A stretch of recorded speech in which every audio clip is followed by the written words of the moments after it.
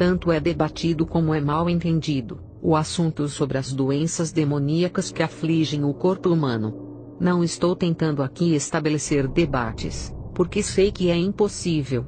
Como médica, desejo apresentar a você, leitor, alguns versículos e as experiências que tive nesta área. Quero dividir com você o que o Senhor me ensinou sobre o problema. Estou consciente de que alguns líderes ensinam que todas as doenças físicas são resultados direto de infestação demoníaca, e que a única cura é através da libertação. Outros, porém, partem para o extremo, dizendo que cristãos não podem ser tocados por demônios. Sendo médica, me regozijo ao ler o livro de Lucas. Vejo nele muitas áreas que foram escritas sob o ponto de vista de um médico. Ele é cuidadoso para mostrar diferenças nas áreas sobre enfermidades que os outros autores não tiveram a mesma preocupação. Vejamos o que diz a palavra de Deus. E Jesus, descendo com eles, parou numa planura onde se encontravam muitos discípulos seus, e grande multidão do povo de toda a Judéia, de Jerusalém e do litoral de Tiro e de Sidom, que vieram para ouvi-lo e ser curados de suas enfermidades. Também os atormentados por espíritos imundos eram curados. Lucas 6, 17 a 18. Verifique que aqui é feita uma distinção clara de doenças que foram curadas, e de outras que também foram curadas, como resultado da saída de demônios. Naquela mesma hora, curou Jesus a muitos de moléstias e flagelos, e de espíritos malignos, e deu vista a muitos cegos. Lucas 7, 21.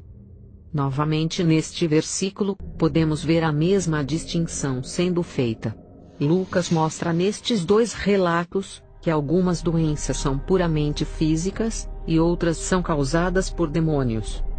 Quando se ia aproximando, o demônio o atirou no chão e o convulsionou, mas Jesus repreendeu o espírito imundo, curou o menino e o entregou a seu pai. Lucas 9:42. Deixando ele a sinagoga, foi para a casa de Simão. Ora, a sogra de Simão achava-se enferma, com febre muito alta, e rogaram-lhe por ela. Inclinando-se ele para ela, repreendeu a febre, e esta a deixou, e logo se levantou, passando a servi-los. Lucas 4, 38 a 39. As expressões em destaque mostram claramente a diferença. No primeiro caso, Jesus curou ao expulsar o espírito imundo. Já no segundo, ele curou expulsando a febre física. Os demônios podem e causam doenças. Contudo, nem todas as doenças são demoníacas. Embora uma quantidade significativa seja. Devemos lembrar que tanto a morte física, como a espiritual, foram resultado da queda de Adão.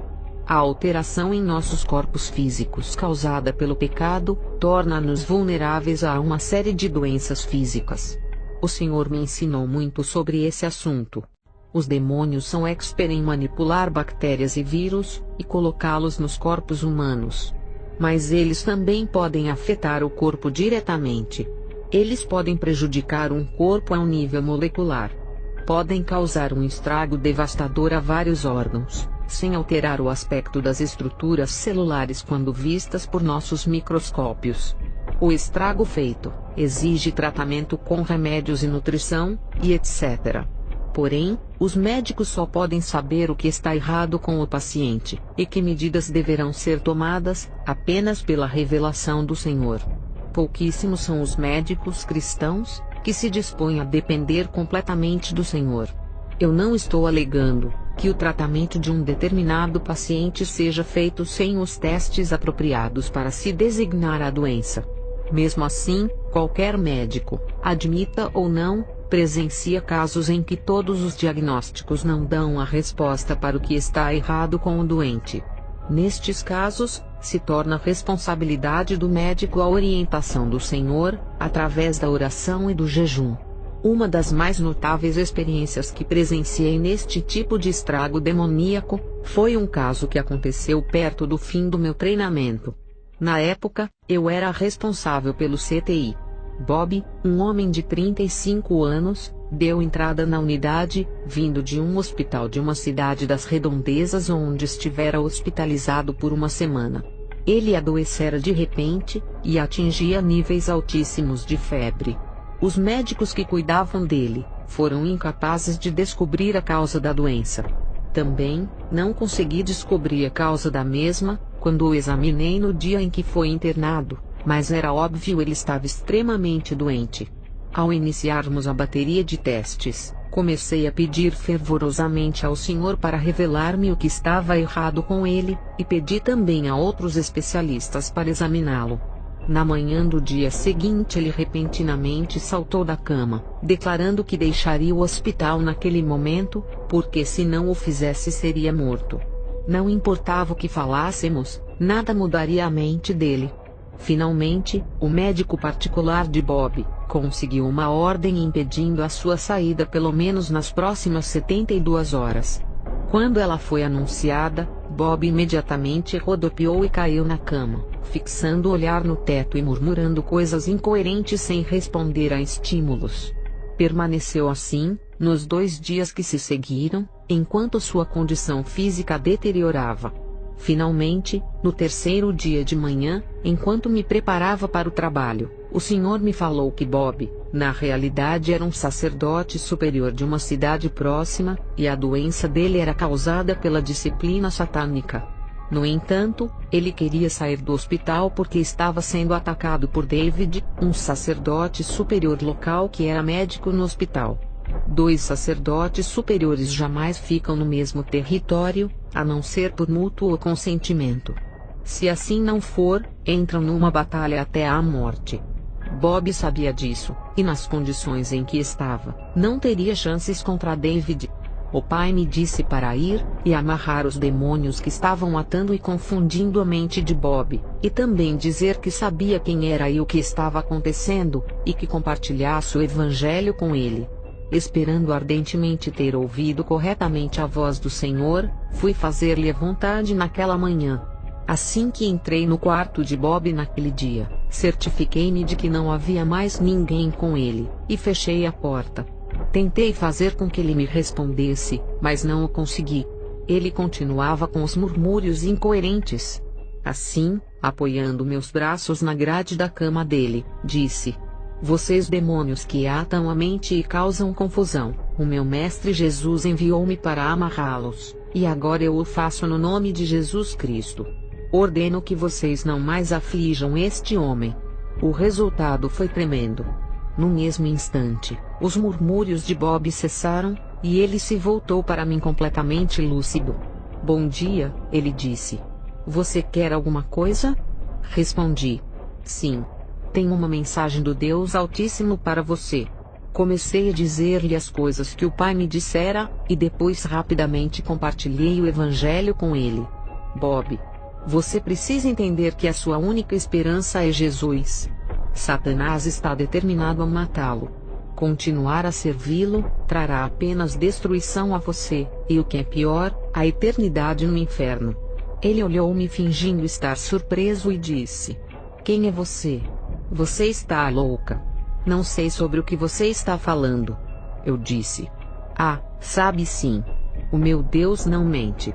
Ele disse: "Ah, vá embora. Eu não quero nada com Jesus." Eu disse: "Então, assim seja. Já que essa é a sua vontade." Terminando de falar, deixei o quarto. Daquele momento em diante, Bob permaneceu completamente alerta e orientado no tempo e no espaço. Devo admitir que perturbei os especialistas querendo que eles me dessem uma explicação, o porquê Bob estava consciente, mas a condição física dele não apresentava melhoras. Ninguém foi capaz de me dar uma explicação razoável. No entanto, continuei a orar e a jejuar intensamente por Bob, pedindo que o pai desse pelo menos mais uma chance a ele. 4 dias depois, Bob estava muito perto da morte, os seus rins haviam parado de funcionar 2 dias antes, e o fígado trabalhava com dificuldade. O coração falhava e os pulmões tinham sofrido infiltração. A pressão sanguínea estava tão baixa, que ele estava sob medicação intravenosa, para tentar mantê-la a um nível razoável. Com tudo isso, eu sabia que em pouco tempo ele precisaria da ajuda de uma máquina para respirar. Ele tinha dores contínuas, e nós não as podíamos controlar. Então o pai falou-me novamente para ir mais uma vez e compartilhar o evangelho com ele. Procedi da mesma maneira que anteriormente. Certifiquei-me de que ele estava sozinho no quarto. Então eu disse: Bob, você está morrendo. Não está vendo? Você não vê que talvez seja a hora de ser honesto comigo? Ele disse: Sim. Talvez você tenha razão. Então perguntei: Você se lembra da nossa conversa há 4 dias atrás? Ele respondeu: Sim. Lembro muito bem. Você estava certa. Sou um sacerdote superior e queria sair daqui, porque sabia que David poderia me matar. Eu disse: Bob, é preciso que você entenda que sua única esperança é Jesus. Você não vai pedir que ele o perdoe e se torne mestre ao invés de Satanás? Ele disse: Sim, mas acho que não me deixarão fazê-lo. Eu disse: Por quê? Ele disse: Porque Satanás está aqui.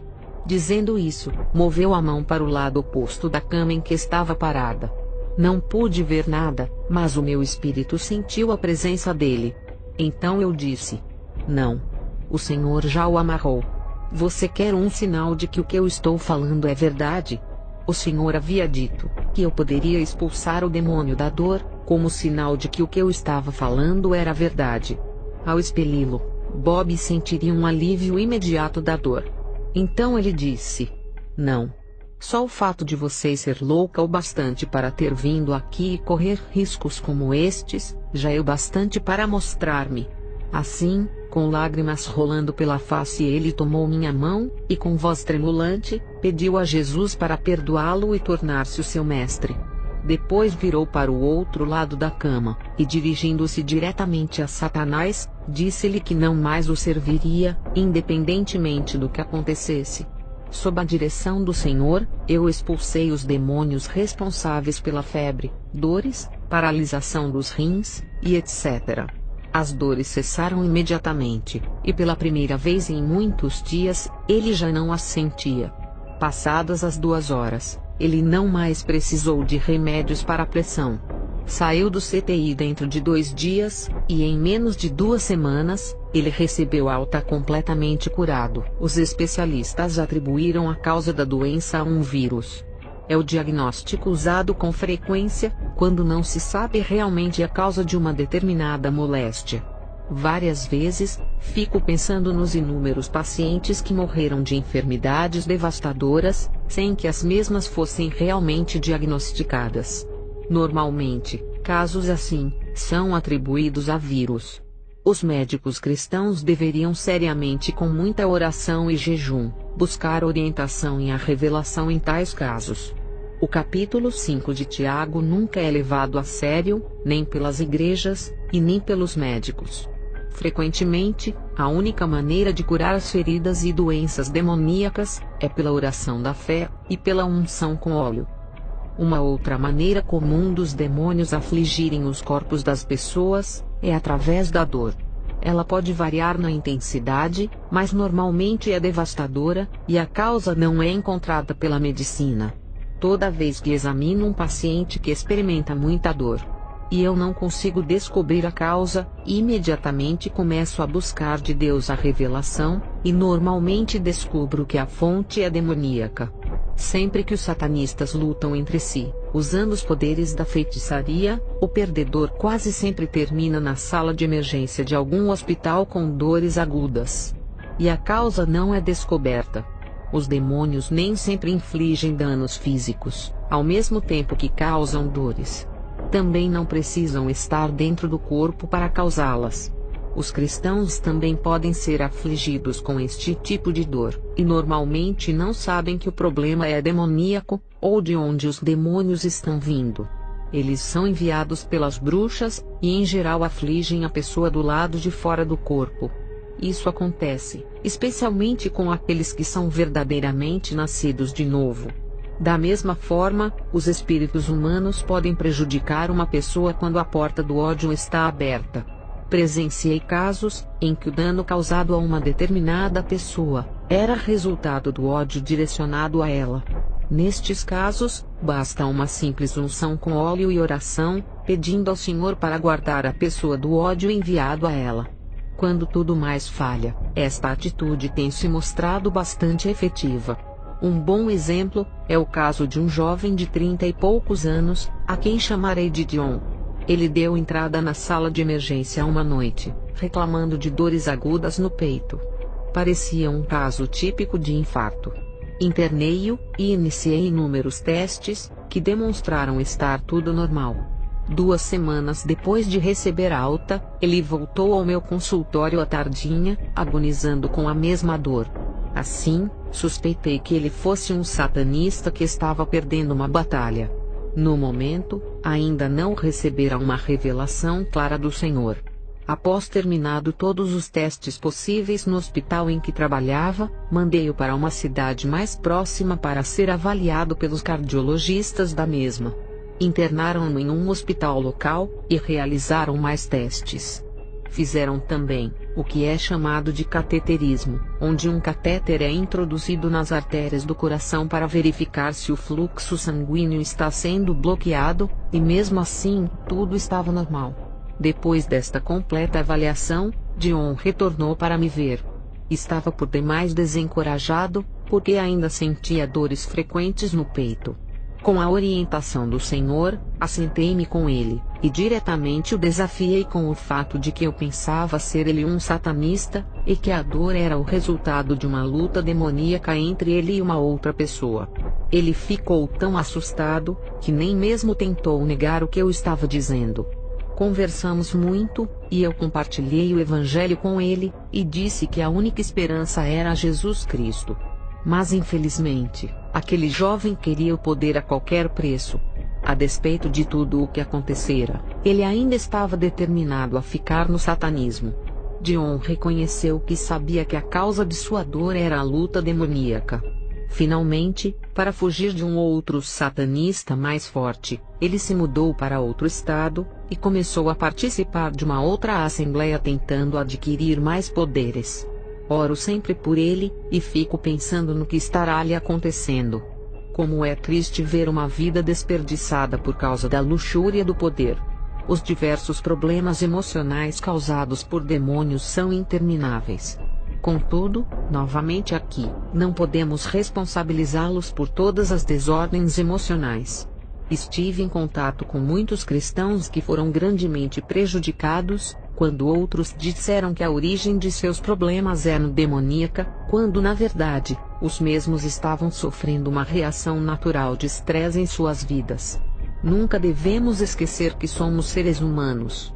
Não é o fato de sermos cristãos que nos torna super seres não suscetíveis à fraqueza e às reações do estresse. Penso que devemos discutir aqui sobre um dos problemas que mais aflige a raça humana: a depressão. Muito é escrito sobre ela na Bíblia. Por que estás abatida, ó minha alma? Por que te perturbas dentro em mim? Espera em Deus, pois ainda o louvarei, a Ele, meu auxílio e Deus meu. Sinto abatida dentro em mim a minha alma, lembro-me portanto de ti, nas terras do Jordão, e nos montes do Hermon, e no outeiro de Mizar. Salmos 42, 5-6. Tanto nos Salmos como em outros livros, há inúmeras referências sobre a depressão. Esta é uma batalha real, e nós somos seres humanos.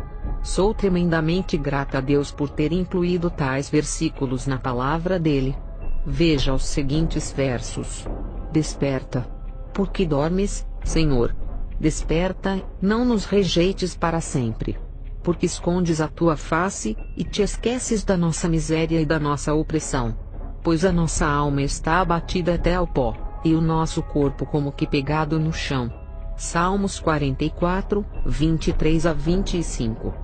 Se um crente, verdadeiramente nascido de novo, tenta me dizer que nunca sentiu as emoções expressadas nestes versos, devo dizer que o mesmo nunca se dispôs a estar numa batalha espiritual pelo Senhor ou está mentindo.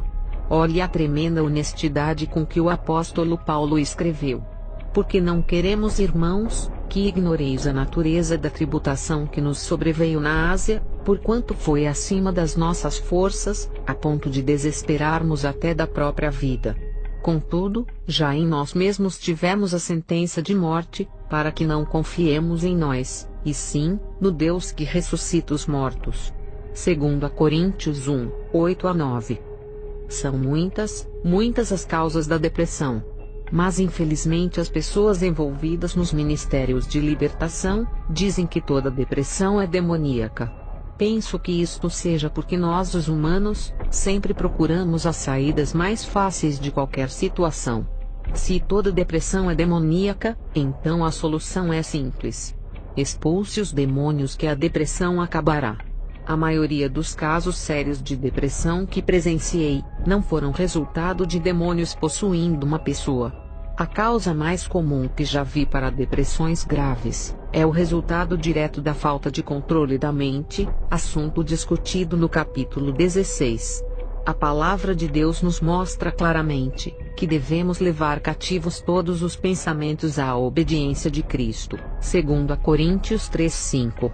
As pessoas que ficam seriamente deprimidas, incluindo os cristãos, quase nunca obedecem esta ordem direta do Senhor.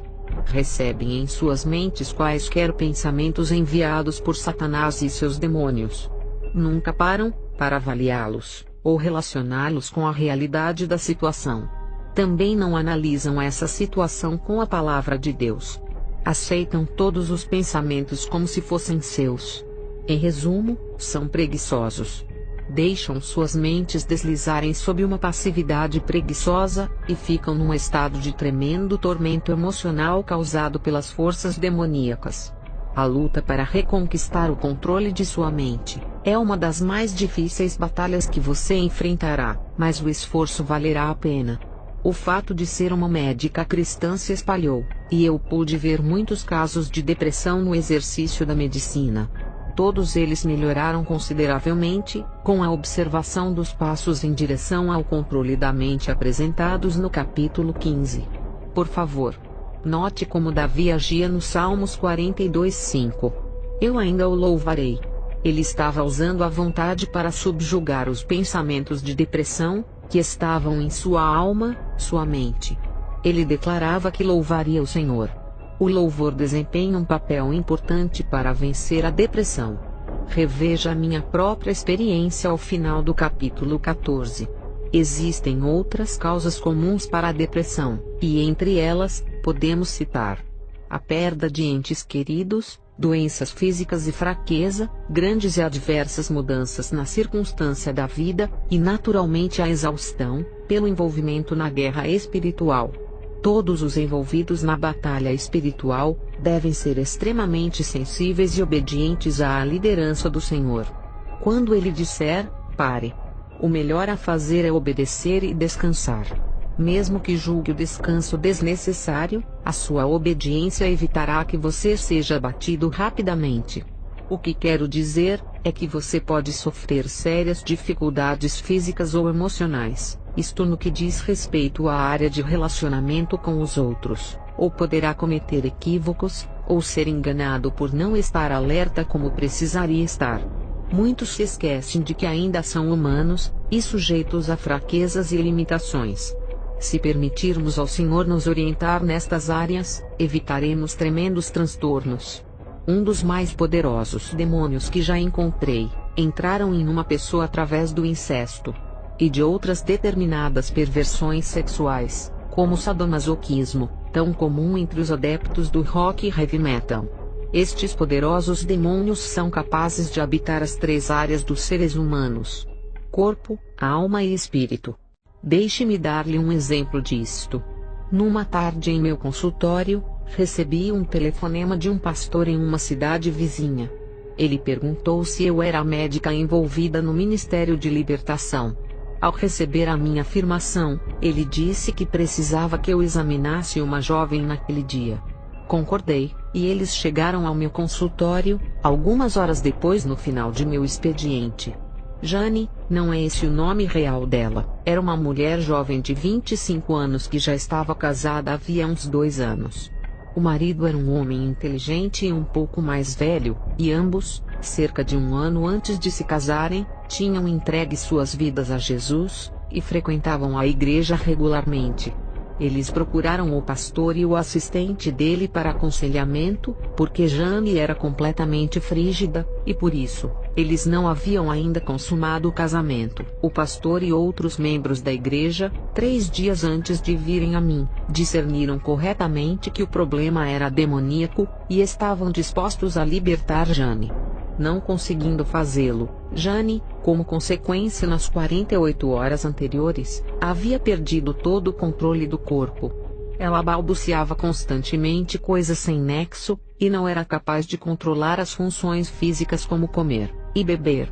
Não sabia nem mesmo o que era, ou onde estava. Eles estavam apavorados, porque o marido dela recebera um telefonema dos pais de Jane.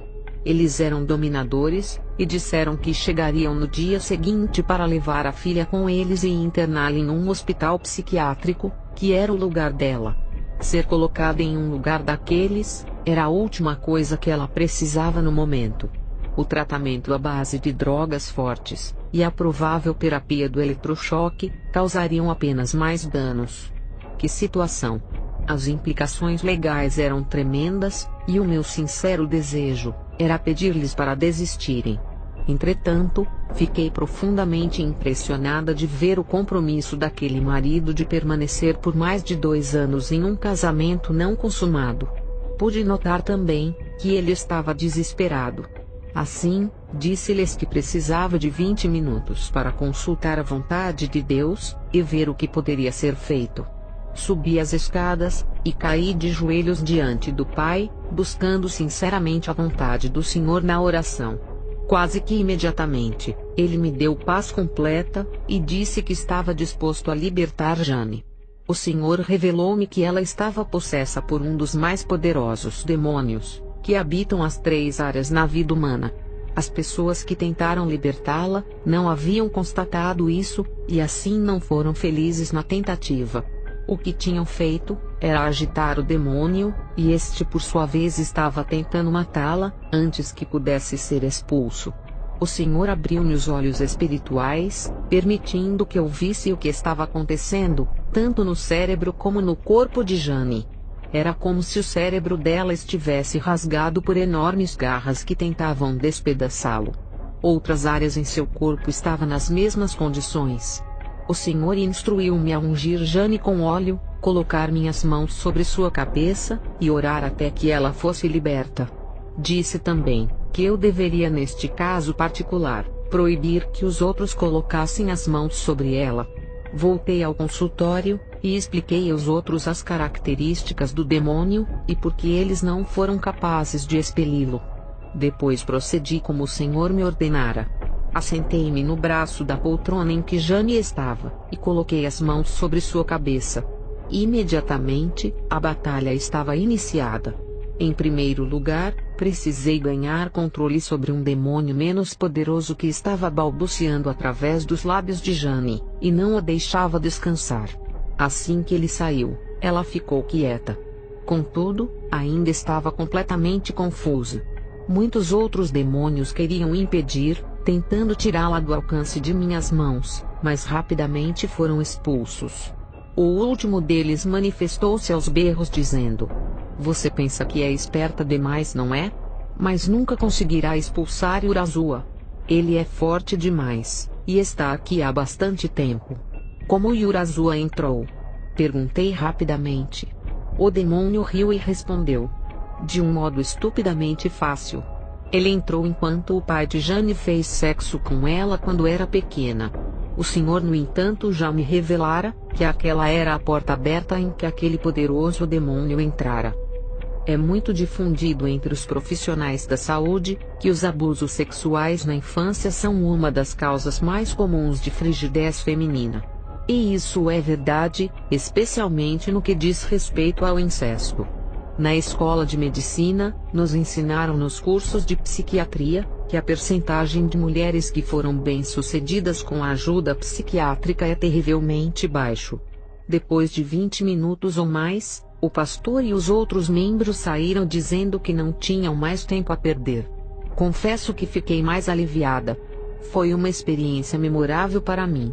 Enquanto assentada, e com as mãos na cabeça de Jane, Pude sentir ao orar e louvar o Senhor, o poder que fluía sobre mim, e passava pelos meus braços e mãos. Fiquei tão quente, especialmente nos braços e mãos, que me senti desconfortável. Jane chegou a reclamar que minhas mãos estavam quentes demais, e que elas chegaram a queimar-lhe a cabeça. Era como se ela estivesse com queimaduras de 1º grau no couro cabeludo. Tudo isso desapareceu depois de 1 hora ou mais. A batalha terminara, e eu havia ficado naquela posição por mais de 2 horas. Como sempre, o Senhor fora fiel. E o último demônio saíra gritando todo tipo de maldições. Imediatamente depois da saída dele, uma grande mudança se fez notar em Jane. Ela ficou completamente alerta e orientada. O marido dela ficou na dúvida sobre a libertação, porque ela em alguns intervalos ainda estava um pouco confusa. Expliquei-lhe que o prejuízo causado à mente dela ainda levaria um pouco de tempo para ficar totalmente sarado. Assim, nos dias que se seguiram, fiz muitos testes tanto para tranquilizá-los, e também para ter a certeza de que não me esquecera de nada. A cada dia, eu via uma grande melhora nas condições de Jane. Todos os testes deram resultado normal, do jeito que eu esperava. A completa recuperação se deu dentro de 1 mês. A última vez em que vi aquele casal, foi 3 meses depois da libertação de Jane. Estavam muito felizes, e o marido dela jubilante. Disseram-me que estavam mantendo relações sexuais normais, e que ela estava grávida do 1º filho. Não sei como agradecer ao Senhor pela tremenda obra na vida daquele jovem casal. O vasto reino de Satanás está além da nossa compreensão. Devemos estar diariamente na inteira dependência do Senhor, para recebermos sabedoria e orientação.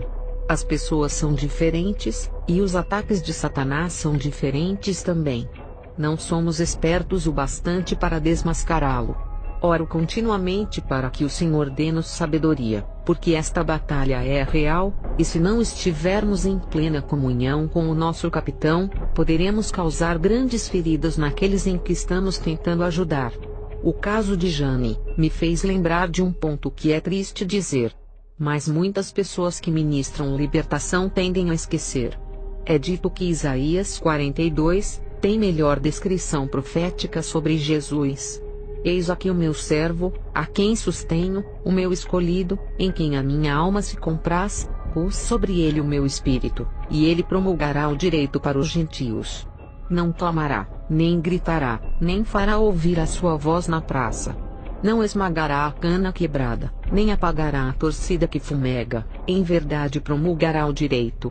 Não desanimará, nem se quebrará até que ponha na terra o direito, e as terras do mar aguardarão a sua doutrina. Isaías 42, 1-4.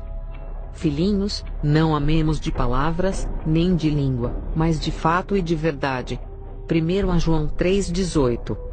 Vi muitas pessoas que não foram libertas, ou quando muito, de modo parcial. E isto pela falta de amor daqueles que ministram a libertação. Até que ponto você ama a pessoa que está tentando libertar? Você a ama o suficiente para ficar assentado horas a fio, e trabalhar pacientemente em mais de uma sessão para que a mesma fique totalmente liberta? Seria capaz de levá-la para sua própria casa se assim for necessário, para continuar a batalha? Você a ama o bastante para levá-la a um lugar particular, com o objetivo de evitar o constrangimento para a mesma? Vocês homens, amam a ponto de abrir mão do orgulho, e sair de uma sala quando é o momento de lidar com demônios ligados à área sexual em uma mulher, e deixar com que elas cuidem do caso? Ou o seu orgulho impede que você ouça o pedido do Senhor? Jesus não esmagaria a cana quebrada. O amor sempre protege. Por que não pensar a respeito, e procurar de todo modo possível, proteger uma pessoa de todos os constrangimentos que envolvem um trabalho de libertação? A saída de demônios poderosos, assim como a libertação de uma pessoa profundamente envolvida no satanismo, não é algo que possa ser feito em 5 ou 10 minutos no altar em frente de toda a igreja, ou em frente às câmeras de uma TV. Nosso Deus é um Deus de amor e compaixão. Se você não tem o amor e a compaixão por todas as pessoas que lida, então você não é o mais indicado para um ministério de libertação. Se está por demais ocupado para gastar tempo com indivíduos, então não deveria estar neste ministério. Estes mesmos princípios se aplicam à área da cura, seja de doença demoníaca ou física. Tiago 5 e Marcos 16 não marcam tempo ou limite. Estes sinais hão de acompanhar aqueles que creem: em meu nome, expelirão demônios, falarão novas línguas, pegarão em serpentes, e se alguma coisa mortífera beberem, não lhes fará mal, se impuserem as mãos sobre enfermos, eles ficarão curados. Marcos 16, 17 a 18. Está alguém entre vós doente? Chame os presbíteros da igreja, e estes façam oração sobre ele, ungindo com óleo, em nome do Senhor. E a oração da fé salvará o enfermo, e o Senhor o levantará, e se houver cometido pecados, ser-lhe-ão perdoados. Tiago 5, 14 a 15. Porque nós estamos sempre com pressa. Porque normalmente pensamos que Deus trabalha na pressa. Não nos mostra a Bíblia de capa a capa que Deus nunca se apressa. Vou falar claramente porque estamos sempre com pressa. Somos egoístas. A última coisa que queremos perder é o nosso tempo. Não são inúmeras as pessoas que vão ao altar em fé, e pedem aos anciões oração, e não são curados. Ficaríamos estarrecidos se soubéssemos a porcentagem. Contudo, a baixa consideração do mundo pela igreja deveria dar-nos uma indicação. No livro de Atos, descobrimos que a consideração do mundo pela igreja era bastante diferente do que é agora. E sobreveio grande temor a toda a igreja e a todos quantos ouviram a notícia destes acontecimentos. Muitos sinais e prodígios eram feitos entre o povo, pelas mãos dos apóstolos. E costumavam todos reunir-se, de comum acordo, no pórtico de Salomão. Mas, dos restantes, ninguém ousava juntar-se a eles, porém o povo lhes tributava grande admiração. E crescia mais e mais a multidão de crentes, tanto homens como mulheres, agregados ao Senhor. Atos 5, 11 a 14. Estão vocês anciões dispostos pelo amor, passar 30 minutos, 1 ou 2 horas em oração, a fim de que uma pessoa possa ser curada? Deus é tão poderoso que Ele pode curar instantaneamente, e em algumas vezes, Ele o faz. Mas devido ao seu grande amor e compaixão, Ele não age com frequência dessa maneira, porque isto causaria uma tremenda reorganização celular em pouco tempo. Quantas pessoas não são curadas, porque os anciões são extremamente egoístas para passarem mais tempo em oração por elas, enquanto o Senhor trabalha. E Jesus repreendeu o demônio, e este saiu do menino, e, desde aquela hora, ficou o menino curado. Então os discípulos, aproximando-se de Jesus, perguntaram em particular: por que motivo não podemos nós expulsá-lo? Mas esta casta de demônios não se expele senão por meio de oração e jejum. Mateus 17, 18, 19 e 21. Não é preciso amor e tempo para a oração e jejum? Deus não escolhe curar ou libertar da mesma maneira em todas as vezes. Se Ele o fizesse, logo não dependeríamos mais dele, e sim do método. Se somos egoístas no que concerne sobre o tempo, então não seremos capazes de discernir a orientação do Senhor nesta área. O trabalho de Deus deve ser feito no tempo dele, e não no nosso. Há um outro tópico no que se refere à cura, que pouquíssimos estão dispostos a discutir. Porventura não é este o jejum que escolhi, que soltes as ligaduras da impiedade, desfaças as ataduras da servidão, deixes livres os oprimidos e despedaces todo o jugo. Porventura, não é também que repartas o teu pão com o faminto, e recolhas em casa os pobres desabrigados, e se vires o nu, o cubras, e não te escondas do teu semelhante? Então, romperá a tua luz como a alva, a tua cura brotará sem detença, a tua justiça irá adiante de ti, e a glória do Senhor será a tua retaguarda. Isaías 58, 6 a 8. Levai as cargas uns dos outros, e assim cumprireis a lei de Cristo. Gálatas 6:2. À luz destes versículos e de outros, estou absolutamente convencida de que a razão de haver pouquíssimos milagres na igreja de hoje é a recusa egoísta do povo de Deus em levar as cargas uns dos outros. O meu mandamento é este, que vos ameis uns aos outros, assim como eu vos amei. Ninguém tem maior amor do que este, de dar a alguém a própria vida em favor dos seus amigos. João 15, 12-13. Você já se perguntou, se seria capaz de dar a sua vida por um irmão ou irmã, ao ficar de frente a uma arma de fogo, e ser baleado no lugar dele ou dela? Não precisa ser necessariamente assim. Há muitas outras maneiras. Veja tudo o que Deus listou em Isaías 58, 6-8. O que dizer de levar alguém para viver com você em sua casa? Isto realmente choca. As pessoas gostam de manter a privacidade em suas casas, mas a realidade é que nossas casas pertencem a Deus, e são para o uso dele. Isto significa que não temos direito algum sobre nossa privacidade. Há pessoas lá fora, que muitas vezes necessitarão ser trazidas para dentro de nossas casas. Pouquíssimos cristãos ouvem sequer o pedido do Senhor para acolher alguém, porque são egoístas demais nesta área. Você está disposto a dizer ao Senhor, na enfermidade de um de seus irmãos: Senhor, deixe-me levar a carga de meu irmão, deixe-me literalmente ter um pouco da fraqueza ou da dor, para que ele possa sarar mais rapidamente. Sim, oramos pela cura, e Deus cura. Sim, expulsamos Satanás e ele se vai. Mas estamos dispostos a levar as cargas uns dos outros? Vocês estão entendendo, queridos? Penso que esta seja a maneira de abrirmos mão de nossas vidas pelos outros. Também penso que ao agirmos assim, Deus libertará através de muitas curas milagrosas. Em Isaías 58, ele diz que quando procedermos dessa maneira, a cura brotará sem detença. Verso 8.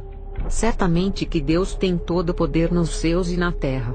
Em todos os casos, ele tem o poder de curar e levantar os mortos. Porém, digo firmemente que em muitos deles, Deus deixa de agir livremente, devido à nossa indisposição egoísta de compartilhar as cargas uns dos outros. E assim cumprimos a lei de Cristo. Gálatas 6:2. Não muito tempo atrás, um irmão em Cristo com quem trabalhava diariamente machucou a coluna.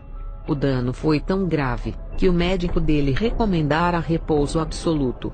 Sabia que ele era grandemente requisitado no trabalho, e assim orei pela cura, e disse ao Senhor que se fosse da vontade dele, eu estava disposta a compartilhar do ferimento na coluna do meu irmão. Depois, envolvida nas atividades do dia, esqueci completamente da oração. Naquele dia mais tarde, quando levantei da cadeira, na pressa de sempre, retraí-me surpresa. Minha coluna doía tanto que mal eu conseguia me mover. Imediatamente perguntei ao Senhor o que estava acontecendo, e ele rapidamente me lembrou da oração que eu fizera naquela manhã. Ele estava permitindo que eu compartilhasse do sofrimento do meu irmão. Naquela noite, o irmão chegou ao trabalho regozijando-se, porque podia firmar-se sobre os pés, embora ainda sentisse dores. Para o espanto de seu médico, o Senhor o curou completamente nos 5 dias que se seguiram. Deixe-me dizer que nem uma só vez eu me esqueci de orar pelo meu irmão naqueles 5 dias.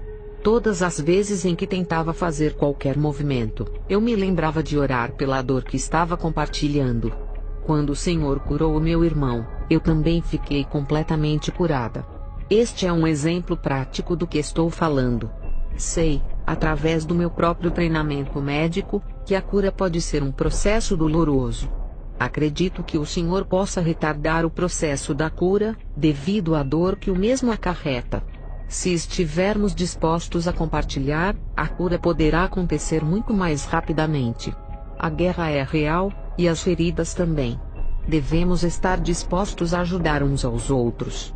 Quando alguém estiver falando, ou passando pelo processo de libertação, deixe que um outro assentado lá atrás diga: Senhor, deixe-me levar a carga do meu irmão. Quero dar a você mais um exemplo. Acolhi em minha casa uma jovem e bela mulher com quem conversei longamente. Ela se envolvera na bruxaria, mas ficou completamente liberta. Ela tem o que chamo de um coração delicado. É uma pessoa amável e gentil. Por causa do envolvimento dela na feitiçaria, Satanás irá persegui-la o resto da sua vida. É o que acontece a todos os que se comprometeram profundamente com ele. Esta jovem mulher estava sendo terrivelmente bombardeada, e ela não é forte fisicamente. Ela é forte no Senhor, mas na personalidade é uma pessoa delicada, e tem um imenso amor no coração pelos outros. Algumas pessoas são por natureza mais lutadoras do que outras. Deus tem uma série de ministérios. Esta jovem mulher não é por natureza uma lutadora, mas mesmo assim, está gastando todo o tempo e a energia ao se posicionar contra os ataques demoníacos. Ela foi criada para ministrar gentileza e amor, e não lutar como uma guerreira. Fiquei bastante transtornada após minha conversa com ela. O meu coração ficou partido, e eu cheguei diante de Deus com lágrimas e perguntei: Pai, por quê? Pessoas com um coração desses, é coisa rara. O amor dela é necessário entre o teu povo, porque ela precisa gastar tempo e energia guerreando. A resposta de Deus foi: porque o meu povo não está disposto a levar a carga dela. Se as pessoas na igreja dela estivessem dispostas a compartilhar a sua carga, ela estaria livre para ministrar a gentileza e o amor, e não precisaria ficar lutando o tempo todo. Aqueles que Deus levantara com personalidade e força, estariam lutando por ela, e em troca, ela estaria ministrando com os dons recebidos de Deus, e tudo seria uma grande bênção para todos. Assim, Satanás não a atacaria tão duramente, porque descobriria que seus ataques seriam inúteis. Não quero dizer com isso que ela não tem o poder de Cristo para resistir os ataques. Na verdade, ela o tem, mas precisamos compartilhar. Esta é uma guerra de estragos. Que possamos levar as cargas uns dos outros. Isto significa ser parte do corpo de Cristo. É o que isso significa.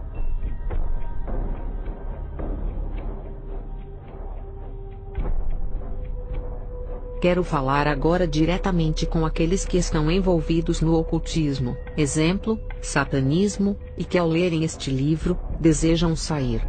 O que eu tenho para dizer a vocês, soará desagradável, mas é puramente a verdade baseada na palavra de Deus. Não há um jeito fácil de sair. Jesus não é a estrada do escape fácil. Ele tem todo o poder e autoridade sobre Satanás e seus demônios. No entanto, vocês escolheram servir a Satanás, e ele não desiste facilmente de seus servos. Isto é um fato. Será necessário que vocês lutem para se libertarem. A única esperança é lutar com o poder e autoridade de Jesus Cristo. Porém, esta batalha é real. Deixar envolvimentos com o ocultismo é tudo ou nada. Vocês não podem sair parcialmente ou gradativamente. Terão de sair de uma vez por todas. Se tentarem voltar, provavelmente serão mortos, e nunca terão outra chance de sair. Isto é um assunto sério. É impossível, pois, que aqueles que uma vez foram iluminados, e provaram o dom celestial e se tornaram participantes do Espírito Santo, e provaram a boa palavra de Deus e os poderes do mundo vindouro, e caíram, sim, é impossível outra vez renová-los para arrependimento, visto que de novo, estão crucificando para si mesmos o Filho de Deus e expondo-o à ignomínia. Hebreus 6, 4-6.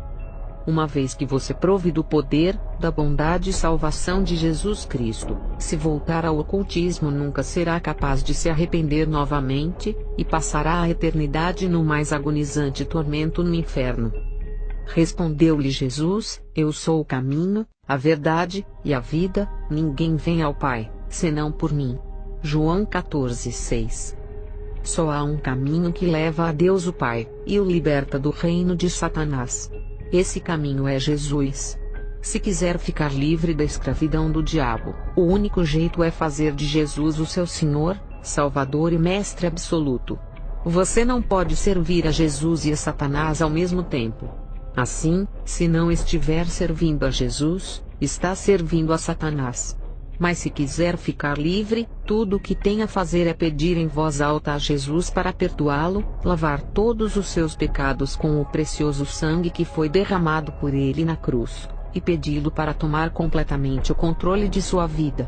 Os demônios ao redor de você e dentro de você, farão tudo para impedi-lo de tomar esta atitude. No entanto, se você quiser, não poderão detê-lo. Aparte-se da injustiça, do diabo, todo aquele que professa o nome do Senhor. Segundo a Timóteo 2,19, parte B. Você deve fazer um rompimento total e completo com todas as obras de Satanás. Estou ciente de que isto será a coisa mais difícil de se fazer, já que quase tudo o que você tem foi dado por Satanás. Deverá desistir de todos os seus poderes de bruxaria, e nisto se inclui a capacidade de comunicação com o mundo espiritual. Peça ao Senhor para tirá-la de você, a ponto de que, se você se rebelar e quiser usá-la novamente, não o consiga. Deve pedir que o Senhor faça também uma separação entre o seu espírito e sua alma, para que possa perder completamente e para sempre a capacidade de comunicar-se com Satanás e seus demônios, e também que você não consiga usar seu corpo espiritual, já que não mais poderá usar seus poderes de bruxaria para proteger a si mesmo. Porque a palavra de Deus é viva e eficaz, e mais cortante do que qualquer espada de dois gumes, e penetra até ao ponto de dividir a alma e espírito, juntas e medulas, e apta para discernir os pensamentos e propósitos do coração. E não há criatura que não seja manifesta na sua presença, pelo contrário, todas as coisas estão descobertas e patentes aos olhos daquele a quem temos de prestar contas. Hebreus 4, 12 e 13. Você não pode esconder nada de Deus. Por isso, deve romper com tudo o que for mal. Se estiver morando com outros envolvidos no satanismo, por exemplo, em uma comunidade, deverá sair. Não importa o custo. É preciso que entenda que não pode associar-se a amigos ou parentes que persistem em servir a Satanás. Senão, sofrerá pesada influência e ataques, especialmente de membros que permaneceram no satanismo. Quando, porém, vos perseguirem numa cidade, fugi para outra. Mateus 10, 23.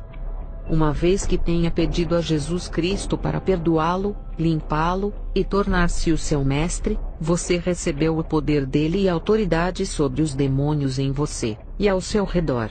Não engane a si mesmo, pensando que só pelo fato de ter pedido a Jesus para salvá-lo, os demônios simplesmente irão dizer educadamente adeus, e sairão de você.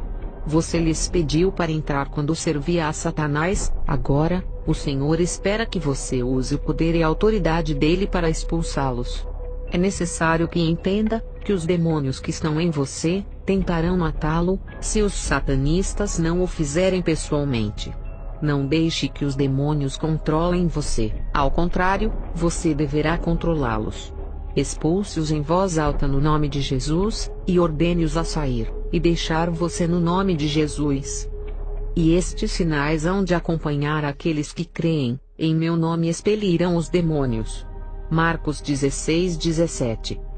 Eis aí vos dei autoridade para pisar de serpentes e escorpiões, e sobre todo o poder do inimigo. Lucas 10, 19. Você precisa de ajuda. Ore e peça ao Senhor para conduzi-lo a irmãos e a irmãs que são capazes e estão dispostos a ajudá-lo. Mas tenha cuidado. Nas igrejas cristãs, há muitos servos de Satanás, e muitos cristãos que não estão completamente compromissados com o Senhor. Busque a orientação e a confirmação do Senhor, antes de confiar em quem quer que seja. É quase certo que você precisará de ajuda para obter libertação completa dos demônios em você. Esta libertação é completa, e é possível. Não permita que outros digam o contrário a você. Procure a libertação completa o mais rápido possível. Se você procurar com seriedade ao Senhor, Ele irá ouvi-lo e ajudá-lo.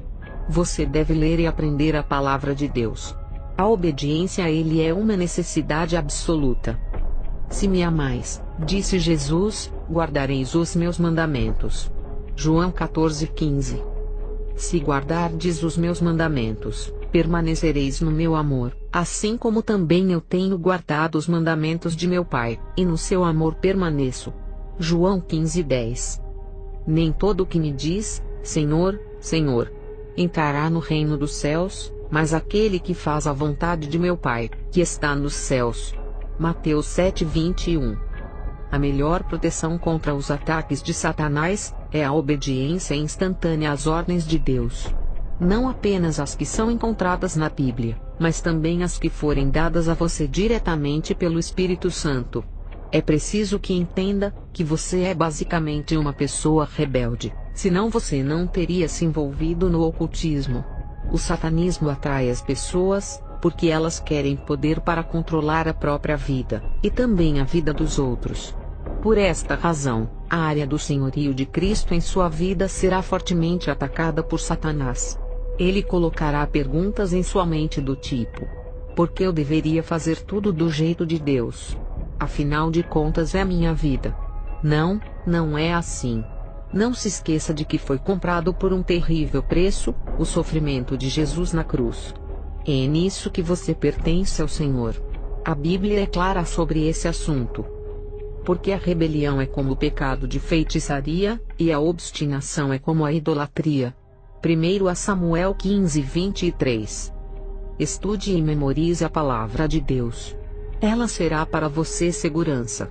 O próprio Deus irá dar-lhe o entendimento das Escrituras.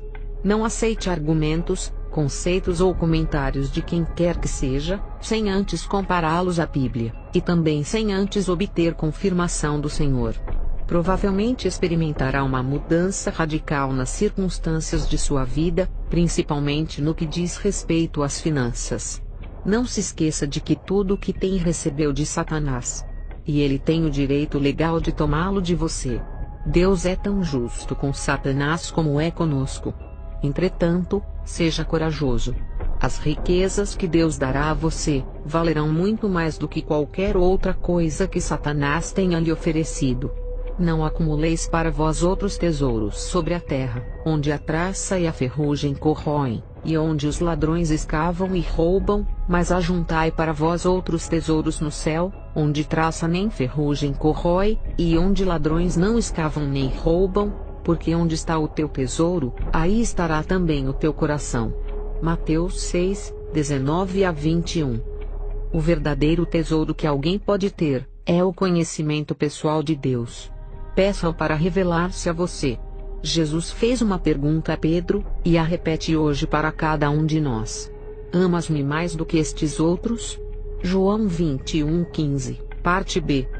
O senhorio de Jesus é absoluto. Quem ama seu pai ou sua mãe mais do que a mim, não é digno de mim. Quem ama seu filho ou sua filha mais do que a mim, não é digno de mim. E quem não toma a sua cruz, e vem após mim, não é digno de mim. Mateus 10, 37-38. Satanás irá desafiá-lo diretamente neste assunto. Estará disposto a colocar o Senhor Jesus, antes de tudo o mais? Se Jesus não estiver em primeiro lugar em relação aos seus queridos, então a sua esperança de escape será vazia. Satanás irá usá-los para mantê-lo na escravidão. Veja um exemplo do que estou falando. Tivemos o privilégio de trabalhar com um maravilhoso casal de negros. Eu vou chamá-los de The Blacks. Ambos tinham um pouco mais de 20 anos. Eram muito inteligentes e chegaram a uma alta posição dentro da irmandade local. Depois, aceitaram a Jesus e recusaram-se a servir a Satanás. Nós os aconselhamos a mudarem-se de estado, mas eles hesitaram em fazê-lo, porque o Sr. Black tinha um trabalho e era bem remunerado. Eles tinham 2 filhos, uma garotinha de 4 anos e um bebê de 2. O Sr. e a Sra. Black experimentaram um terrível teste do seu compromisso com Jesus.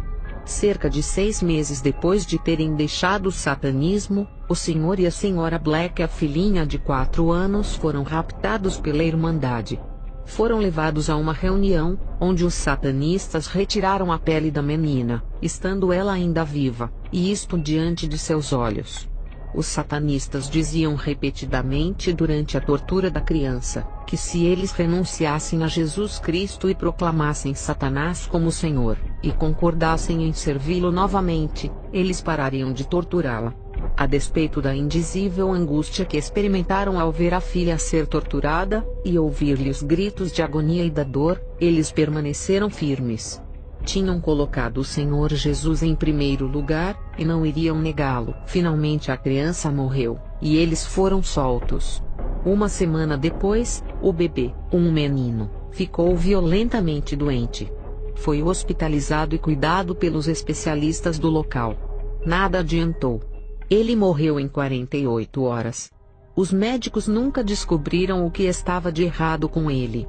Ficou óbvio que tinha sido morto pela feitiçaria. Novamente, o Sr. e a Sra. Black ficaram firmes em Jesus.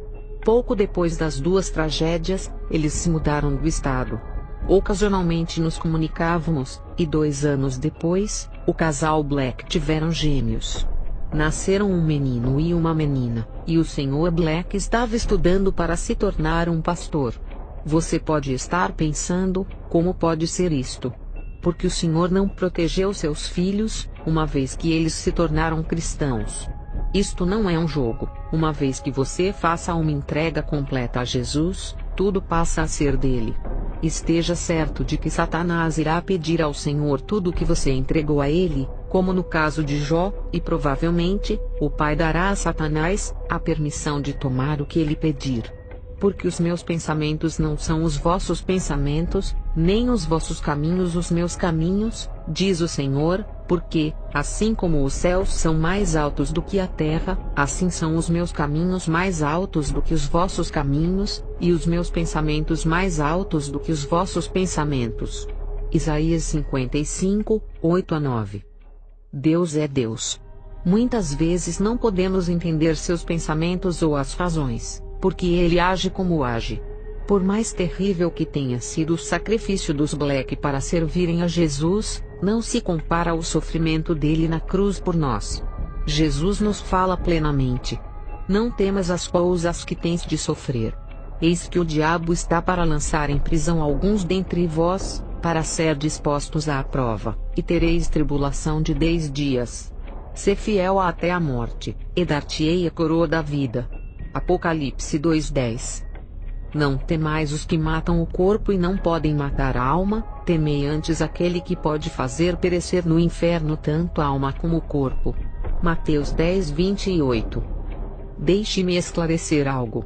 Esta batalha é real e mortal. Estou consciente de que muitos firmemente irão discordar de mim, e enfaticamente recusarão aceitar o que vou dizer. Porém, devo falar o que o meu Mestre Jesus me ordenou, independentemente das opiniões. Qualquer cristão que entre na verdadeira batalha espiritual, e aqueles que antes de servirem a Jesus serviram a Satanás, devem esperar perseguição, sofrimento e feridas resultantes do combate, e provavelmente, você não receberá alívio ou cura imediata. Ora, todos quantos querem viver piedosamente em Cristo Jesus serão perseguidos. Segundo a Timóteo 5:12. Até que grau você está disposto a sofrer pelo Senhor? Estou falando de sofrimento físico, mental, emocional, espiritual e financeiro. Que preço você dá para uma alma? Que preço você está disposto a pagar pela salvação de uma alma, ou para recusar-se a servir a Satanás, e honrar o Senhor Jesus Cristo que o libertou da escravidão de Satanás? Jesus se propôs a pagar um alto preço, um sofrimento inacreditável até a morte. Pois ele, subsistindo em forma de Deus, não julgou como usurpação o ser igual a Deus, antes a si mesmo se esvaziou, assumindo a forma de servo, tornando-se em semelhança de homens, e reconhecido em figura humana, a si mesmo se humilhou, tornando-se obediente até à morte, e morte de cruz. Pelo que também Deus o exaltou sobremaneira e lhe deu o nome que está acima de todo nome, para que ao nome de Jesus se dobre todo o joelho, nos céus, na terra e debaixo da terra, e toda a língua confesse que Jesus Cristo é Senhor para a glória de Deus Pai. Filipenses 2, 6-11. Contudo, as pessoas irão dizer: em Cristo nós temos vitória, não derrota. Isto é verdade. Realmente, o propósito deste livro e de nossas vidas é declarar esta vitória. No entanto, ela não é instantânea em nossa cronometragem de tempo. Primeiro, ainda há muita luta e batalha a serem travadas, e por fim, teremos completa vitória em Jesus. Todas as nossas lágrimas serão enxugadas pelo próprio Deus, e assim passaremos toda a eternidade numa longa e jubilosa celebração de vitória. Nesse meio tempo, enquanto estamos no meio da batalha, o que dizer da nossa capacidade de suportar, e qual é a nossa esperança? Como a enfrentamos? Em muitas situações, a eternidade parece nebulosa e tão distante, que nem mesmo o fato de pensarmos nela nos conforta. Quantas vezes eu já respondi às pessoas com esta resposta banal: "Oh, não se preocupe, Deus não permitirá vir sobre você mais do que pode suportar." Mas esta é uma resposta errada, e é resultado de um mal entendido sobre as Escrituras. Vejamos o versículo. Aquele, pois, que pensa estar em pé, veja que não caia. Não vos sobreveio tentação que não fosse humana, mas Deus é fiel, e não permitirá que sejais tentados além de vossas forças, pelo contrário, juntamente com a tentação, vos proverá livramento, de sorte que a possais suportar. 1 Coríntios 10, 12-13. Há uma enorme diferença entre tentação e sofrimento. Paulo escreve sobre isso claramente em 2 Coríntios 1, 8. Porque não queremos, irmãos, que ignoreis a natureza da tribulação que nos sobreveio na Ásia, porquanto foi acima das nossas forças, a ponto de desesperarmos até da própria vida. Considere também o versículo a seguir. Pelo que, não podendo suportar mais o cuidado por vós, pareceu-nos bem ficar sozinhos em Atenas, e enviamos nosso irmão Timóteo, ministro de Deus no Evangelho de Cristo, para, em benefício da vossa fé, confirmar-vos e exortar-vos, a fim de que ninguém se inquiete com estas tribulações. Porque vós mesmos sabeis que estamos designados para isto, pois, quando ainda estávamos convosco, predissemos que íamos ser afligidos, o que de fato aconteceu, e é do vosso conhecimento. 1 Tessalonicenses 3, 1-4. Então, qual é a ajuda, esperança ou resposta? Falo de experiência própria, tendo estado mais de 3 anos em meio a sofrimentos e pressões que vão além da minha capacidade para suportar, e não tendo vislumbre algum de alívio, sei sem sombra de dúvida que herdarei a coroa da vida, e terei grande alegria por toda a eternidade, mas com toda a honestidade, isto não alivia as feridas do meu coração no momento. Ainda não tenho uma resposta definitiva. Tudo o que posso dizer é que firmemente os meus pés estão sobre a rocha Jesus Cristo. E dia a dia, com muitas lágrimas, peço ao Senhor para dar-me força e graça para continuar firme. Experimento sempre a realidade destes maravilhosos versos. Bendito seja o Deus e Pai de nosso Senhor Jesus Cristo, o Pai de misericórdias e Deus de toda consolação. É Ele que nos conforta em toda a nossa tribulação, para podermos consolar os que estiverem em qualquer angústia, com a consolação com que nós mesmos somos contemplados por Deus. Porque, assim como os sofrimentos de Cristo se manifestam em grande medida a nosso favor, assim também a nossa consolação transborda por meio de Cristo. 2 Coríntios 1, 3-5. Enquanto permaneço firme, o Senhor me ajuda a suportar o sofrimento, a pressão e o fracasso, a fim de que eu não sucumba à morte. Assim eu continuo a tarefa que me foi dada, tendo a plena segurança de que, sei em quem tenho crido, e estou certo de que Ele é poderoso para guardar o meu depósito até aquele dia. 2 Timóteo 1, 12, parte B. Com frequência, enfrentaremos situações em que depois de fazermos tudo o que nos for possível, as circunstâncias ainda continuarão desesperadoras. Aí, será preciso que nos lembremos do sábio conselho de Paulo. Portanto, tomai toda a armadura de Deus, para que possais resistir no dia mau, e, depois de terdes vencido tudo, permanecer inabaláveis. Efésios 6:13. Ficarmos firmes, entregarmos nossas propriedades a Jesus Cristo e esperarmos nele, será uma das coisas mais difíceis a fazer, mas fiquemos firmes, meus irmãos e irmãs em Cristo. Estejamos firmes sabendo que, se ando em meio à tribulação, tu me refazes a vida, estendes a mão contra a ira dos meus inimigos, a tua destra me salva. O que a mim me concerne, o propósito dele para conosco, o Senhor levará a bom termo, a tua misericórdia, ó Senhor, dura para sempre. Salmos 138, 7-8. Não importa o que venha a acontecer. O grande e incrível Deus do universo tem um propósito para você como indivíduo. Ele irá cumpri-lo, e todas as forças de Satanás, assim como o seu vasto império, não poderão impedir que o propósito de Deus se cumpra em sua vida. Muitas coisas você não entende e não entenderá enquanto estiver aqui na Terra. Sejam elas vida, morte, ou sofrimento intermináveis, fique certo de uma coisa: no seu dia a dia, de algum modo que você não possa compreender, Deus está trabalhando para cumprir o propósito dele em sua vida. O amor dele dura para sempre. Não desista. O Senhor irá livrá-lo da escravidão de Satanás. Apenas ele poderá libertá-lo. Você não é mais forte e nem mais inteligente do que os demônios. Não pode fazer nada por si mesmo. Somente Jesus pode e o fará por você. Jesus veio para libertar os cativos.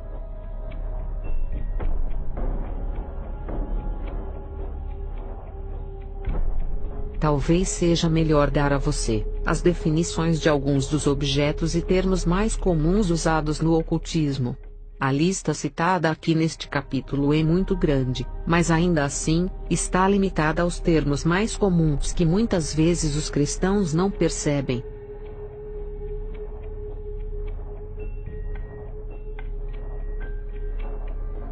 São objetos nos quais os demônios se agarram. Tudo que for usado para o serviço e adoração a Satanás, é terreno legal para os demônios. Em outras palavras, eles têm o direito de se agarrarem ou usar estes objetos. Vejamos 2 versículos que falam a respeito. As imagens de escultura de seus deuses queimarás a fogo, a prata e o ouro que estão sobre elas não cobiçarás, nem os tomarás para ti, para que te não enlaces neles, pois é abominação ao Senhor teu Deus. Não meterás pois coisa abominável em tua casa, para que não sejas amaldiçoado, semelhante a ela, de todo a detestarás, e de todo a abominarás, pois é amaldiçoada. Deuteronômio 7, 25 a 26. Que digo pois? Que o sacrificado ao ídolo é alguma coisa? Ou que o próprio ídolo tem algum valor? Antes, digo que as coisas que eles sacrificam, é a demônios que as sacrificam, e não a Deus, e eu não quero que vos torneis associados aos demônios. 1 Coríntios 10, 19 a 20. Estes 2 versículos mostram que os ídolos representam demônios. A passagem de Deuteronômio mostra claramente que todas as coisas usadas no culto a Satanás são abominação ao Senhor. Até mesmo a prata e o ouro usados nelas, devem ser destruídos. Deus tem um propósito para todas as suas ordens, e ele não queria que os israelitas sofressem os efeitos dos objetos demoniacamente contaminados, ao trazê-lo para dentro de suas casas. Deus os advertia para que não se tornassem algo contaminado. Por quê? Porque a poderosa influência enxertada pelos demônios nos objetos poderia fazer com que eles caíssem na adoração demoníaca. A seriedade de Deus sobre o uso destes objetos usados no culto a Satanás é demonstrada mais e mais nas Escrituras. Leia a história de Acã, no livro de Josué capítulo 7. Deus ordenara que os israelitas não tomassem dos despojos da cidade de Jericó, pois esta estava envolvida no culto e adoração a Satanás, mas Acã tomou alguns dos artigos da cidade. Deus falou a Josué: Israel pecou, e violaram a minha aliança, aquilo que eu lhes ordenara, pois tomaram das coisas condenadas, e furtaram, e dissimularam, e até debaixo da sua bagagem o puseram. Josué 7:11. Como resultado das ações de Acã, o exército de Israel foi derrotado na seguinte batalha. Esta é uma advertência para nós. Se não limparmos nossas casas assim como nossas vidas, seremos derrotados todas as vezes que tentarmos lutar contra Satanás. Como objetos familiares, podemos citar quaisquer objetos usados na prática do ocultismo: discos, CDs, fitas de rock and roll, posters, camisetas, e etc. Quaisquer materiais de jogos do ocultismo, artefatos das religiões orientais como estatuetas de deuses comprados em viagens, rosários, ou objetos usados na prática do catolicismo e da maçonaria, quaisquer literaturas ou fitas do oculto ou das religiões pagãs, e muitos outros. A lista é quase que interminável. Todos estes materiais devem ser destruídos. No Novo Testamento, em Atos, os moradores de Éfeso nos dão um excelente exemplo. Chegou este fato ao conhecimento de todos, assim judeus como gregos, habitantes de Éfeso, veio temor sobre todos eles, e o nome do Senhor Jesus era engrandecido. Muitos dos que creram vieram confessando e denunciando publicamente as suas próprias obras. Também muitos dos que haviam praticado artes mágicas, reunindo seus livros, os queimaram diante de todos. Calculados os seus preços, achou-se que montavam a 50.000 denários. Atos 19, 17 a 19. Há um outro tipo de objeto familiar em questão. Os servos de Satanás podem invocar os demônios, e uni-los aos chamados objetos do oculto. Depois, presenteiam as pessoas com estes objetos, e assim, introduzem os demônios nas casas das mesmas sem o consentimento delas. O propósito destes objetos é causar através da influência demoníaca, coisas como conflito conjugal, discórdia entre membros da família, doenças, depressão, dificuldades para orar, dificuldades para ler a Bíblia, e etc. Uma simples unção com óleo, e a oração pedindo ao Senhor para santificar e purificar o objeto, normalmente é suficiente. E isto está de acordo com o princípio dado a Moisés por Deus, em Êxodo 40, 9. E tomarás o óleo da unção, e ungirás o tabernáculo, e tudo o que nele está, e o consagrarás com todos os seus pertences, e será santo. Os cristãos devem ficar alerta e cautelosos, ao receberem presentes das pessoas que não conhecem muito bem, e não sabem se elas estão comprometidas com o Senhor. Esta é uma área que devemos ser sensíveis à orientação do Senhor.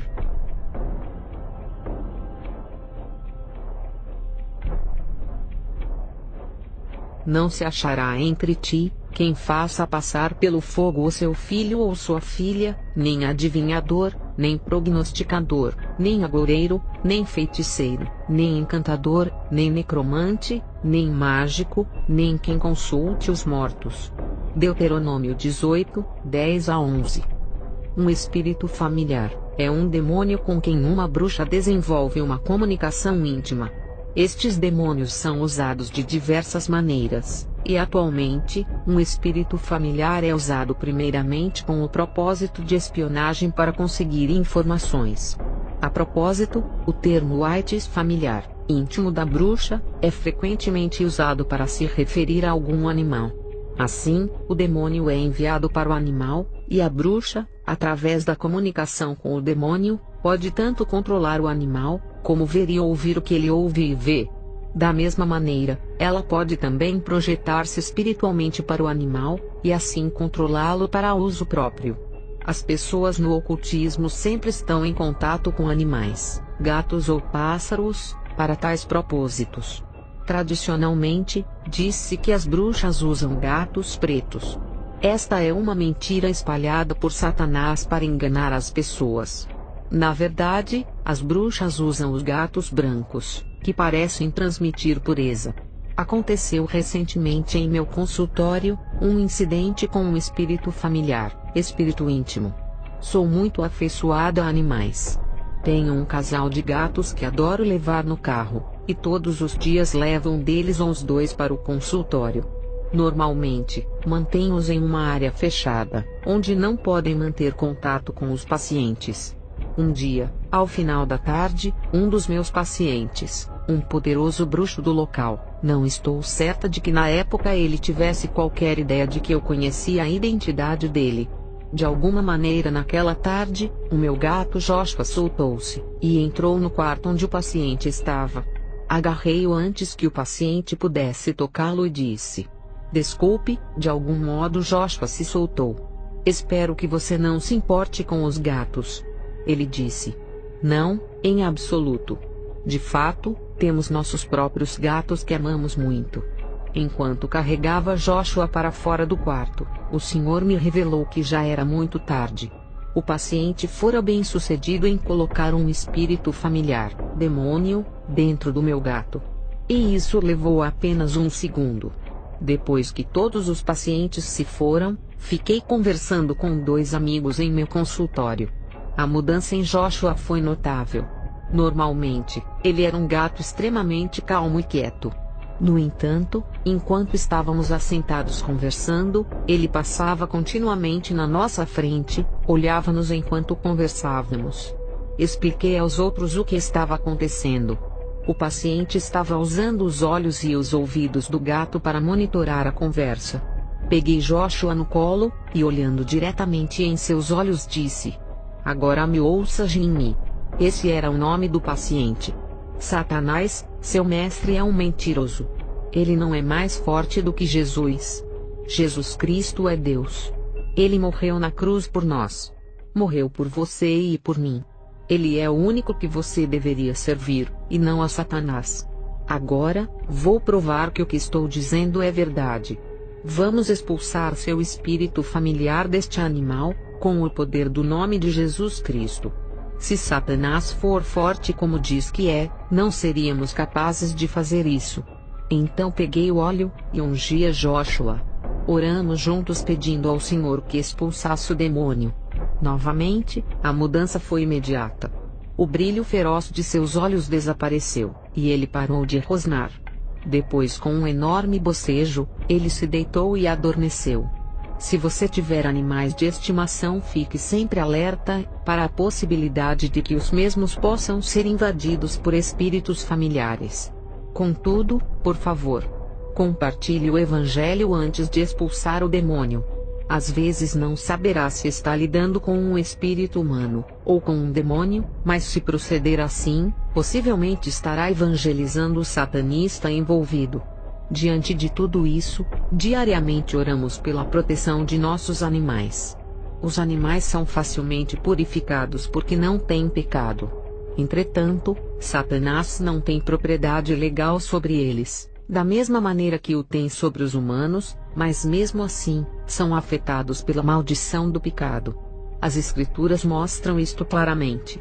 Porque sabemos que toda a criação, a um só tempo, geme e suporta angústias até agora. Romanos 8:22. No fim, toda a criação, incluindo os animais, serão feitos novas através de Jesus Cristo, ao ser removida a maldição do pecado. Porque aprove a Deus que nele residisse toda a plenitude, e que, havendo feito a paz pelo sangue da sua cruz, por meio dele, reconciliasse consigo mesmo todas as coisas, quer sobre a terra, quer nos céus. Colossenses 1:19-20. Nos dias antigos, o termo espírito familiar parecia referir-se a uma bruxa simplesmente consultando um demônio. Um exemplo interessante pode ser achado em 1 Samuel 28. Saul chegara ao fim de sua carreira. A rebelião de Saul chegou ao ponto de fazê-lo procurar uma mulher que consultava espíritos familiares, a fim de saber como terminaria a batalha no dia seguinte. O que é realmente interessante nesta história, é o fato de que Saul pediu à mulher para usar os demônios dela, com o propósito de invocar o espírito morto do profeta Samuel. É claro que a mulher não hesitou em fazê-lo, esperando que seus demônios se manifestassem disfarçados de Samuel. São mentiras, todas as sessões espíritas em que supostamente pode-se fazer contato com os mortos. Estas bruxas não podem realmente entrar em contato com os mortos. Este versículo mostra que elas usam demônios que se disfarçam com uma pessoa morta. Satanás pode matar uma pessoa fisicamente, mas não pode controlar-lhe o espírito ou a alma depois de morta. Jesus disse: "Digo-vos, pois, amigos meus, não temais os que matam o corpo e, depois disso, nada mais podem fazer. Eu, porém, vos mostrarei a quem deveis temer. Temei aquele que depois de matar, tem poder para lançar no inferno. Sim, digo-vos, a esse deveis temer." Lucas 12:4-5. O temor do Senhor é o princípio da sabedoria. Provérbios 9:10. Nosso Senhor diz claramente que não devemos temer a morte física que Satanás pode trazer. Pelo contrário, Devemos temer a Deus, que é poderoso para lançar tanto a alma como o espírito no inferno depois da morte.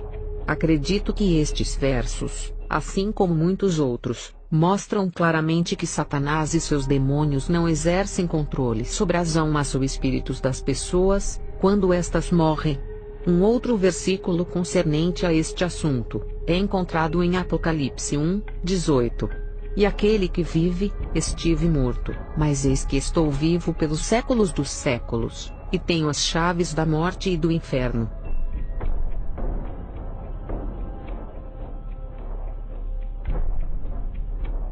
Tudo isto serve para o mesmo propósito, isto é, invocar demônios para realizarem uma determinada tarefa. Frequentemente, os encantamentos são na forma de uma poesia. São inúmeros, e passados de uma geração a outra. E usualmente, são citados em voz alta. Lembre-se, os demônios não podem ler a mente humana, porém, muitas vezes são falados no mundo espiritual pelo espírito de uma bruxa, e isto não é audível com os ouvidos físicos.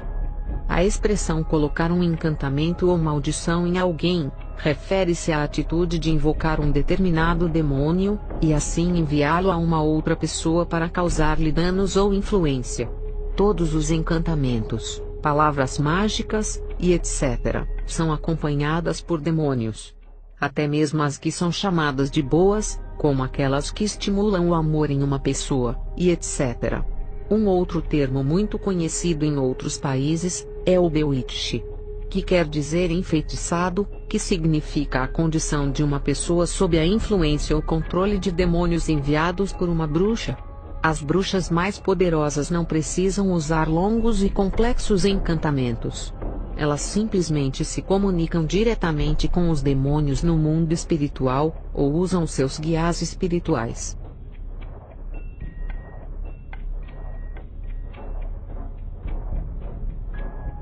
Um guia espiritual é normalmente um demônio poderoso, que a pedido de uma bruxa vem e mora dentro dela, com a finalidade de dar-lhe todo tipo de habilidades e poderes, aumentando a capacidade de comunicação da mesma com o mundo espiritual. Manchan era o guia espiritual de Elaine, ele governava tudo na vida dela, e deu-lhe todas as habilidades detalhadas nos primeiros capítulos deste livro.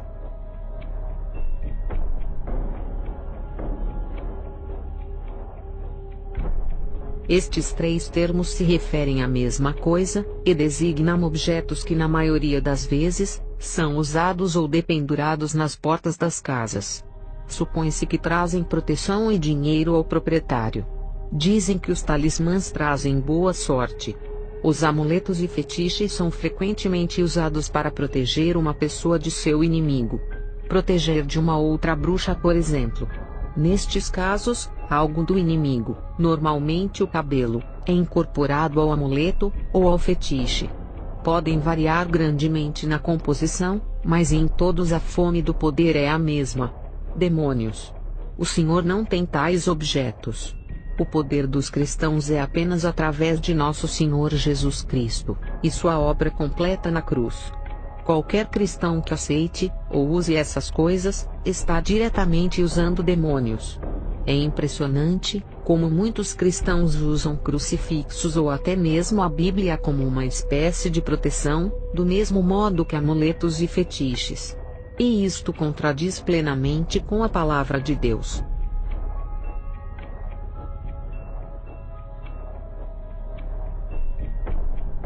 Nos diversos lugares do mundo, as marcas recebem nomes diferentes. Uma marca é na essência, um objeto para identificação. Quando uma bruxa deseja enviar um demônio a uma determinada pessoa, muitas vezes ela não sabe automaticamente de que pessoa se trata. Assim, o modo mais efetivo é presentear o demônio com um objeto que identifique a pessoa.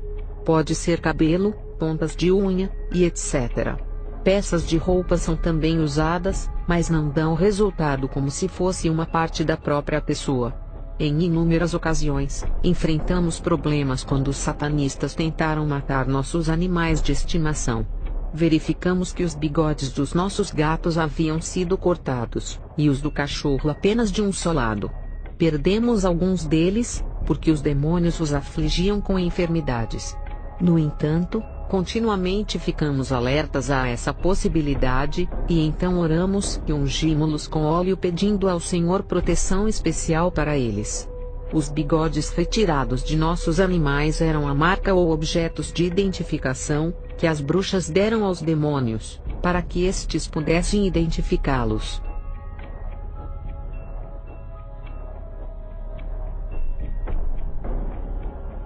Normalmente, possuem o formato do ônix, mas podem ser feitas de qualquer outro cristal ou pedra.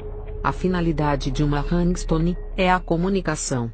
São usadas normalmente como se fossem joias. São utilizadas para encantamentos especiais acompanhadas do flexionar das mãos, e etc., com a finalidade de invocar demônios para a comunicação com uma outra pessoa. Geralmente o demônio faz a pedra encandecer-se para indicar sua presença.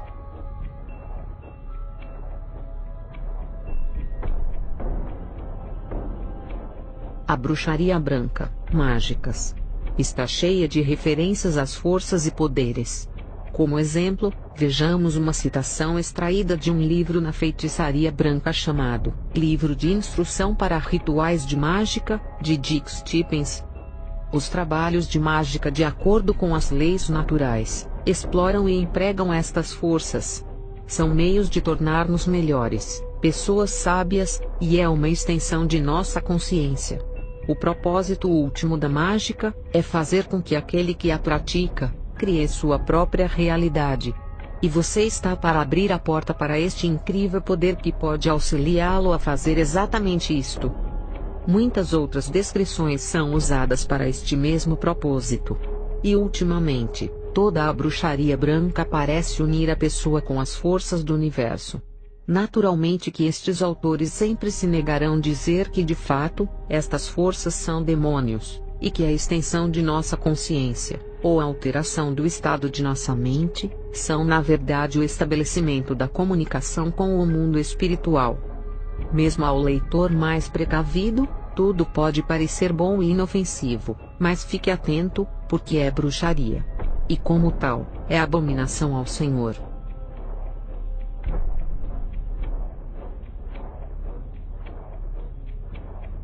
Eu e Elaine oramos seriamente, para que o Senhor dos Senhores, Rei dos Reis, nosso amado Senhor Jesus Cristo possa abrir-lhe o entendimento espiritual para tudo o que tentamos dizer neste livro.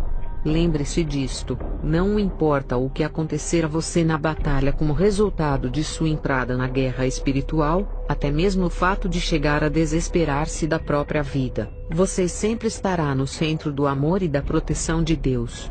O Salmos 116:15 nos assegura: preciosa é aos olhos do Senhor a morte de seus santos. O Pai guarda a sua vida com zelo. Para finalizar, desejamos oferecer este livro, com todo o amor possível dentro dos nossos corações, àquele a quem amamos acima de tudo, Deus o Pai, Deus o Filho, e Deus o Espírito Santo. A Ele, sejam dados todo amor, glória, louvores e honras, e ações de graças para sempre e sempre. Amém. Por favor, venha logo, Senhor Jesus.